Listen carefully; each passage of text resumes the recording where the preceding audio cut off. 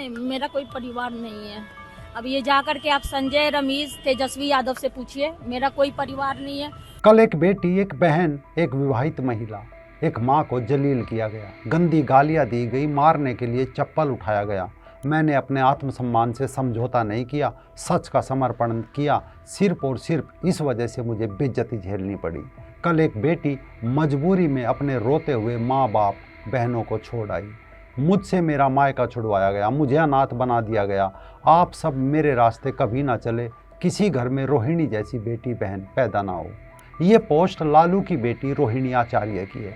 ये पोस्ट काफ़ी चर्चा में भी है, जिसमें आरोप लगाया जा रहा है कि चुनाव हारने के बाद उनके भाई तेजस्वी यादव और उनके दो करीबी सहयोगी संजय यादव और रमीज ने उन्हें अपमानित किया। रोहिणी ने यह भी आरोप लगाया कि तीनों ने उन्हें चप्पल उठाकर मारने की भी कोशिश की गई। वही लोग निकाला है हमको परिवार से, क्योंकि रिस्पॉन्सिबिलिटी लेना नहीं है उनको। पूरा दुनिया बोल रहा है जो चाणक्य बनेगा तो चाणक्य से आप सवाल पूछिएगा। जब कार्यकर्ता चाणक्य से सवाल कर रहा है, पूरा देश दुनिया सवाल कर रहा है कि पार्टी का ऐसा हाल क्यों हुआ। अब जब संजय और रमीज इन लोग का नाम लीजिए तो आपको घर से निकाल दिया जाएगा, आपको बदनाम किया जाएगा, आपको गाली दिलवाया जाएगा, आपके ऊपर चप्पल उठा करके मारा जाएगा। नमस्कार दोस्तों, मैं राजीव चौधरी। फिलहाल राजनीति के केंद्र में बिहार है और राजनीति के मामले में बिहार का सबसे ताकतवर परिवार है लालू यादव का। फिलहाल लालू यादव के परिवार में घमासान मचा हुआ है। लालू की बेटी रोहिणी आचार्य ने छोटे भाई तेजस्वी यादव के खिलाफ मोर्चा खोल दिया है। बिहार चुनाव परिणाम के बाद उन्होंने तेजस्वी पर बदसलूकी से लेकर चप्पल उठाने तक के आरोप लगाए। लालू यादव के 2 बेटे और 7 बेटियां हैं। हालांकि सारे बेटे राजनीति में सक्रिय नहीं है। दोनों बेटे तेज प्रताप और तेजस्वी यादव राजनीति में सक्रिय है। लालू के साले साधु यादव और सुभाष यादव का भी सियासत में दबदबा रहा है। रोहिणी आचार्य ने बीते साल आरजेडी के टिकट पर सारण लोकसभा सीट से चुनाव लड़ा था, लेकिन चुनाव में उनकी हार हो गई थी। लालू प्रसाद यादव के 9 बच्चों में रोहिणी दूसरी संतान है। लालू की सबसे बड़ी बेटी मीसा भारती है। एक समय रोहिणी ने जमशेदपुर के एमजीएम मेडिकल कॉलेज से एमबीबीएस भी किया है। हालांकि उन्होंने कभी प्रैक्टिस नहीं की। रोहिणी की शादी 24 मई साल 2002 को समरेश सिंह से हुई थी, जो सिंगापुर में रहते हैं। बताया जाता है समरेश सिंह ने सिंगापुर में एमबीबीएस की पढ़ाई भी की। इसी दौरान उनको सिंगापुर में ही नौकरी मिल गई थी। रोहिणी के ससुराल वाले मूल रूप से औरंगाबाद के पास दाऊद नगर के रहने वाले हैं। उनका राजनीति से कोई संबंध नहीं रहा। साल 2022 में अपने पिता लालू प्रसाद यादव को किडनी देते वक्त रोहिणी ने अपने बचपन की एक तस्वीर साझा करते हुए ट्विटर पर लिखा था, माँ पिताजी मेरे लिए आप भगवान हैं, मैं उनके लिए कुछ भी कर सकती हूँ। आप सबके शुभकामनाओं ने मुझे मजबूत बनाया है। मैं आप सबके प्रति दिल से आभार प्रकट करती हूँ। आप सबका विशेष प्यार और सम्मान मिल रहा है। मैं भावुक हो गई हूँ। आप सबको दिल से आभार कहना चाहती हूँ। सिंगापुर में अपने पिता को किडनी देने से पहले रोहिणी ने लगातार कई भावुक ट्वीट किए। तब बाप बेटी के रिश्तों पर खूब चर्चा हुई। अब उन्हीं रोहिणी ने अपने माँ बाप पर भी मौजूदा विवाद को लेकर आरोप लगाए और परिवार से रिश्ता खत्म करने की भी बात की है, लेकिन मजबूरी है कि अपनी किडनी वापस लेकर नहीं जा सकी। अब इस विवाद को लेकर लोग 2 हिस्सों में बटे हुए हैं। एक का मानना है कि आरजेडी टूटकर बिखर जाएगी, तो दूसरे हिस्से का मानना है कि ऐसा तो राजनीतिक दलों में चलता रहता है। इसके लोग कुछ उदाहरण भी देते हैं, जैसे थोड़े समय पहले एलजेपी में रामविलास पासवान के भाई पशुपति कुमार पारस और बेटे चिराग पासवान के बीच दिखा था, जब साल 2021 में एलजेपी 2 हिस्सों में टूट गई थी। किसी जमाने में कांग्रेस पार्टी में मेनका गांधी से जुड़ा विवाद गांधी परिवार में भी देखने को मिला था। उत्तर प्रदेश में मुलायम सिंह यादव के निधन से पहले समाजवादी पार्टी में उनके बेटे और भाई के बीच भी यही विवाद देखा गया था। वहीं मायावती की बहुजन समाज पार्टी में भी उनके भतीजे को लेकर अक्सर चर्चाएं होती रहती है।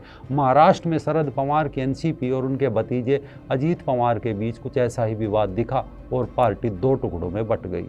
अब असल परीक्षा यहाँ पर तेजस्वी यादव की है, क्योंकि पार्टी में संजय यादव का दखल तेजस्वी पर कंट्रोल बढ़ा है और आम कार्यकर्ताओं से लेकर विधायकों और सांसदों ने इसकी शिकायत की है। आरोप तो ये भी लगाया जाता है कि लालू यादव जब राजनीति में सक्रिय थे तब वो कार्यकर्ताओं और समर्थकों तक के लिए उपलब्ध होते थे, जबकि तेजस्वी यादव से मिलना, उनसे संपर्क कर पाना पार्टी के खास लोगों के लिए ही मुश्किल हो गया है।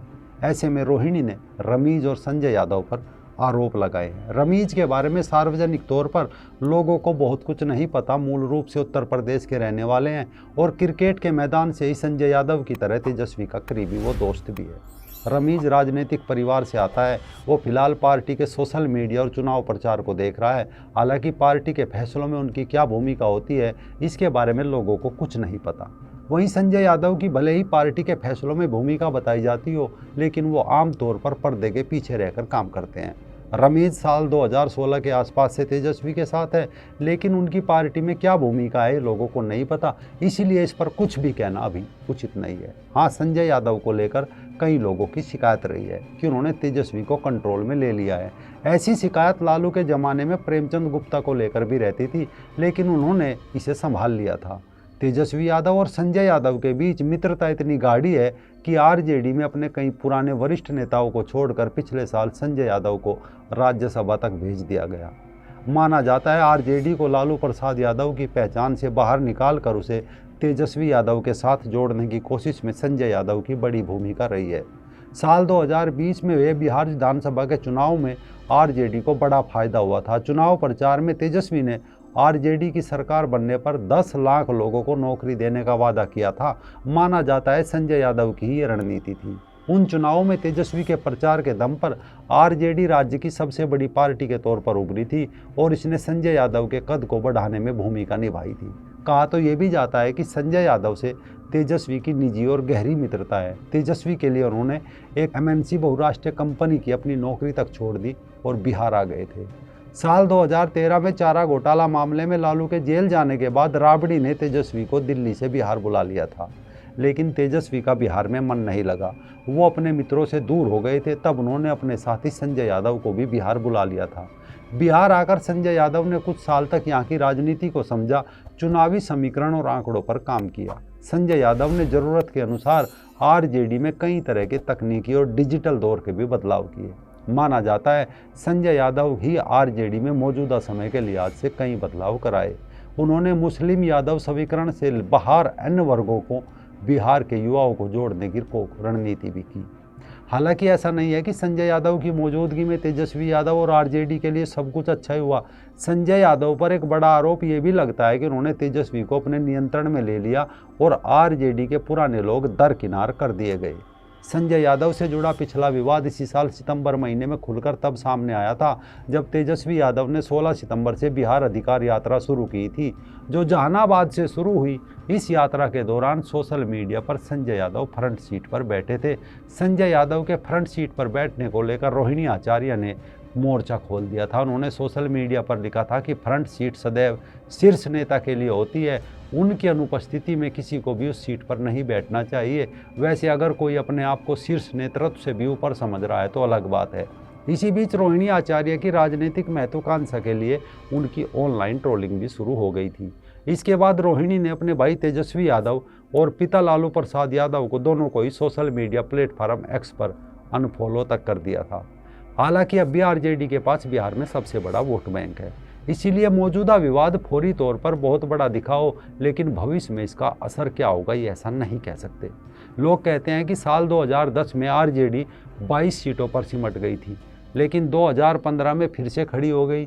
साल 2020 में पार्टी बिहार की सबसे बड़ी पार्टी बनी। ऐसे ही जैसे साल 2014 में जेडीयू को लोकसभा में महज 2 सीटों पर जीत मिली थी और पिछले विधानसभा चुनाव में केवल 43 सीट मिली थी, तो कहा जाने लगा था कि नीतीश की पार्टी खत्म हो रही है। लेकिन नीतीश कुमार और जेडीयू ने इस बार के चुनाव में ज़बरदस्त वापसी की। ऐसे में तेजस्वी यादव भी आरजेडी को फिर से पटरी पर ला सकते हैं, लेकिन देखना होगा इसका रास्ता क्या होगा और वो इसमें कितने सफल रहते हैं। लेकिन इतना ज़रूर तय है कि लालू प्रसाद यादव ने मंडल की लहर पर सवार होकर बिहार में एक ऐसा सियासी साम्राज्य खड़ा किया था जिसकी नींव जाति और वंशवाद पर टिकी थी। उनकी अनुपस्थिति में उनके बेटे तेजस्वी यादव ने पार्टी की कमान संभाली और खुद को एक प्रमुख विपक्षी आवाज़ के तौर में स्थापित किया। बेटी मीसा भारती भी पार्टी के लिए महत्वपूर्ण चेहरा रही, लेकिन सत्ता, नेतृत्व और रणनीति को लेकर सवाल अब सतह पर आने लगे हैं कि भविष्य में परिवार बिखरता दिखाई दे रहा है। तेजपाल की अलग पार्टी है, रोहिणी भी हो सकता है अलग पार्टी बना ले, तेज प्रताप वाली पार्टी में चली जाए, कल मीसा भी तेजस्वी से किनारा कर ले। कुछ भी हो, बिहार में अभी जो कुछ भी होगा वो देखने लायक होगा।